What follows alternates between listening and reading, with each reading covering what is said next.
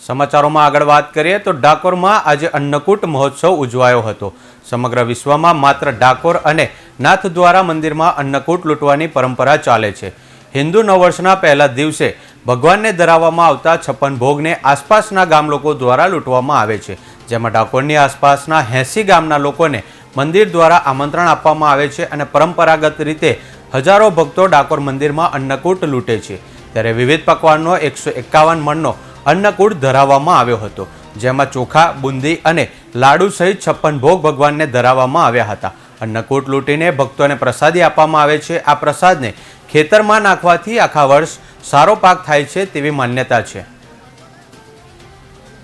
સેવક ભરતકુમાર જણાવું છું કે અંકોટ લૂંટવાની પ્રથા ડાકોરમાં વર્ષોથી પરંપરા ચાલતી આવી છે અને આજે પણ ચાલે છે। નાથદ્વારામાં પણ આવી રીતના પ્રસાદ આપે છે। આ લૂંટવાનો શબ્દ એવો નથી કે લૂંટી લેવાનો, પણ જે ડાકોરની આજુબાજુ જે ક્ષત્રિય લોકો છે એ લોકો વર્ષમાં પહેલીવાર પોતાના ખેતરનું પાકેલું અનાજ અહીં આપી જાય છે અને ઠાકોરજીને મનાવે છે અને ઠાકોરજી એ બાબતે કહે છે કે વર્ષમાં પહેલો પ્રસાદ તમારે મારો આ રીતના લઈ જાઓ। એમાં અહીં આગળ ભાત, બુંદી, જલેબી, મોહનથાળ બધું ધરાવવામાં અને ગિરિરાજજીનું સ્વરૂપ ધારણ કરવામાં આવે છે। આજે કઈ રીતના ઉત્સવ ઉજવવામાં આવે? આજનો ઉત્સવ પણ આ રીતના જ થયો કે આજે 2 ઉત્સવો કરવામાં આવ્યા કે સવારે 9 વાગે ગોવર્ધન પૂજા કરવામાં આવી અને બપોર પછી અંકોટનો ઉત્સવ કરવામાં આવ્યો। ગોવર્ધન પૂજામાં પણ ઘણા વૈષ્ણવોએ લાભ લીધો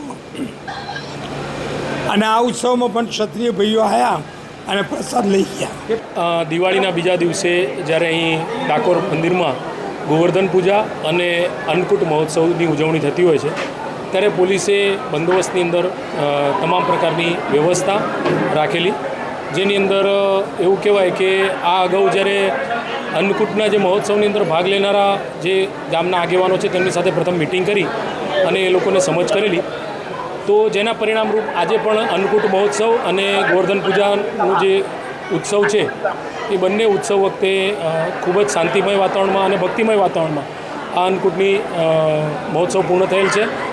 મંદિર પ્રશાસન દ્વારા પણ આ અન્નકૂટ જે છે ભગવાનને જે ભોગ ધરાવવામાં આવે છે તે ભોગ ધરાવી અને ધરાવ્યા બાદ પૂજા અને આરતીની વિધિ બાદ લોકો માટે આ અન્નકૂટ ને પ્રસાદ સ્વરૂપે જ્યારે ખોલવામાં આવે છે ત્યારે આસપાસના જે ગામડાઓમાંથી લોકો આવતા હોય છે અને તેઓ પોતાનો હક સમજી અને આ અન્નકૂટનો પ્રસાદ લઈ જતા હોય છે, જેથી આ સમગ્ર બંદોબસ્ત દરમિયાન આપણે સૌથી વધારે પોલીસ કર્મચારીઓ અને અધિકારીઓને પણ અહીં હાજર રાખેલા, જેથી કરીને કોઈ અનિચ્છનીય ઘટના ન બને અને આજરોજ સમગ્ર અન્નકૂટ મહોત્સવનો બંદોબસ્ત ખૂબ શાંતિપૂર્ણ રીતે પૂર્ણ થયેલ છે।